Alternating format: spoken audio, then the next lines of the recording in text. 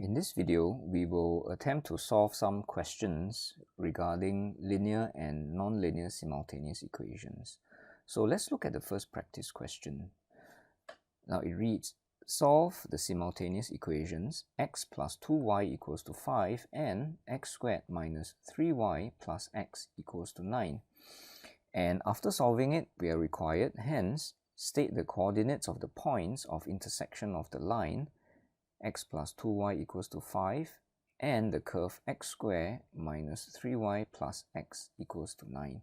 So in other words, the solutions to the simultaneous equations here would provide the coordinates for these two lines, these two expressions, the line as well as the curve. So let's try the first part. Let me move down so that I create more space. Let's set up a simultaneous equation with these two expressions, right? So x plus 2y equals to 5, that's the first equation, which we shall name equation 1. And let's have the second equation, x squared minus 3y plus x equals to 9, and let's name this equation 2. So from here, we can see that if we were to rearrange the equation 1 in either x or y, then we can substitute the expression for either x or y into equation 2. So let's try that. So from equation 1, let's see. Let's rearrange it such that it's y equals to 5 minus x divided by 2. Can you see that this equation is a rearrangement of this equation, making y the subject? So now what we can do is, from here, we can substitute this equation into equation 2, this expression, because this y would take on this expression 5 minus x over 2. So now, then we would say substituting, right? Substituting y equals to 5 minus x over 2 into equation 2. So that's what we are doing. And what do we get? Let's see.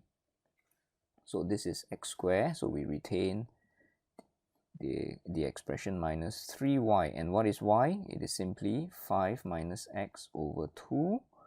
And then we have plus x equals to 9. So now we have set up an equation only with x as the single variable, and we can solve for that. Now, if we were to simplify this equation, ultimately what we will get is x squared plus 5x over 2 minus 33 over 2 equals to 0. Right, this is what you will get when we simplify this equation, and you can see that this is in the form of a quadratic equation with a 0, so we can solve it quite easily. So a simple way to do it would be, if I were to get rid of the 2 as the denominator, then this is what we will end up as, right? Plus 5x minus 33 equals to 0. So from here, then quite simply, we can factorize it, and we will get 2x plus 11 multiplied by x minus 3 equals to 0.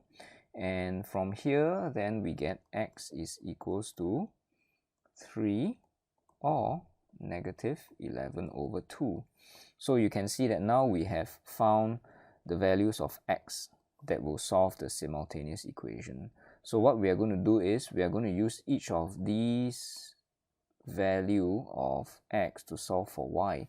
So now let's see. Let me start a new page.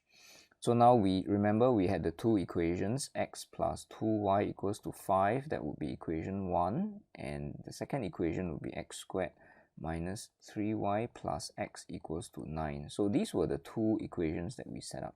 So now we already found out the values of x that would satisfy these two equations. So let's see, if you look at these two equations, equation 1 seems to be the simpler equation, and this is the equation that we will use to solve for the values of x. So let's see, so we would substitute, and what was the first answer for x? X equals to 3, right, into equation 1.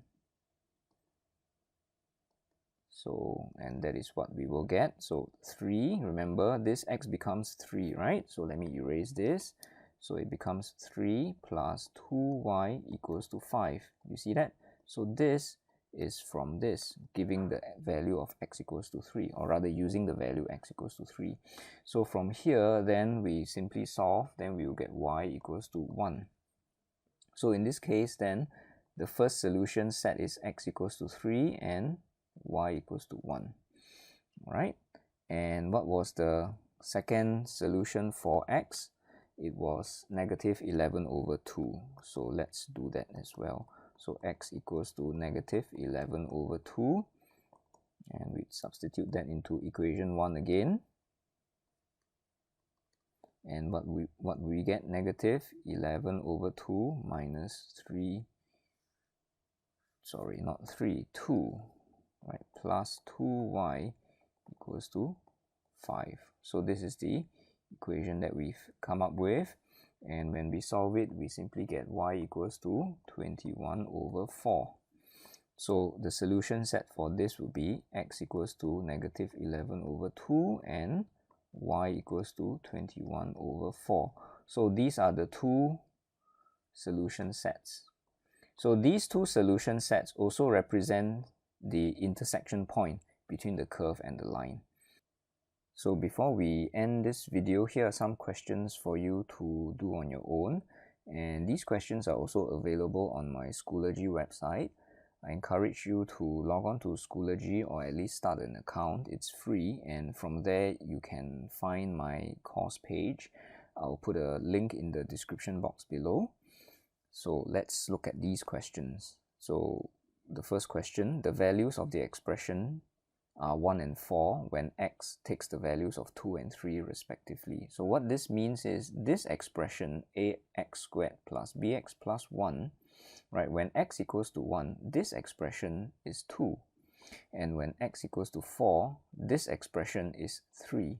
So from here, we can actually solve what are a and b, and from there, find the value of the expression when x equals to 4. So that's a very straightforward question. Let's look at the second question for you.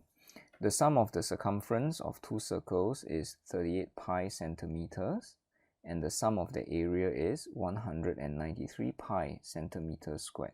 Calculate the radii of the circles. So here it will be useful for you to know the formula for the circumference of circles, which is 2 pi r, and the formula for the area, which is pi r squared.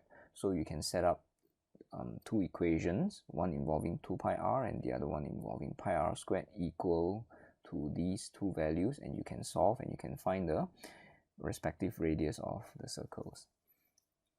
Now let's move on to question 3.